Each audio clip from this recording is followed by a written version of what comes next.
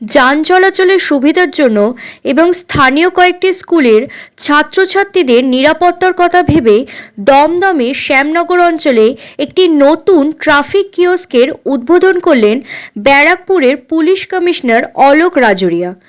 উদ্বোধনী অনুষ্ঠানে উপস্থিত ছিলেন DC traffic Atul Viswanathan, ACP traffic Dunlop Soumyananda Sarkar এবং টিআই সুরেশ্বর মণ্ডল। এছাড়াও উপস্থিত ছিলেন নাগেরবাজার থানার ওসি তরুণ দেবনাথ এবং ওসি ট্রাফিক বিশ্বজিৎ দত্ত।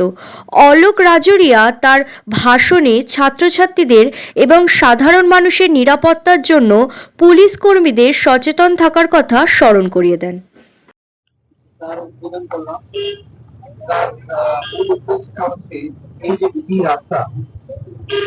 রাস্তা উপরে অনেকই যানবাহনের চলাচল একটু আগেই আমি ডিসকাস করছিলাম যে আমাদের এই পিক আওয়ার্সে কিভাবে আমরা এখানে বলবে ট্রাফিক ব্যবস্থাটা করতে পারি কি না পারি সেটা মানুষের চলে এসছে। তাহলে এখানে ট্রাফিক আমাদের কমিটমেন্ট যে আছে সেই ট্রাফিক কমিটমেন্টটা আমাদের অনেক গুণ বেড়ে যাবে। অনেক বাস যারা বাচ্চারা আসবে এখানে, তাছাড়া অনেক প্রাইভেট ভেহিকলস তাদের এখানে চলাচলটা। নমস্কার, আপনারা দেখছিলেন দ্য গ্লোবাল 24x7। আমি তনুষা।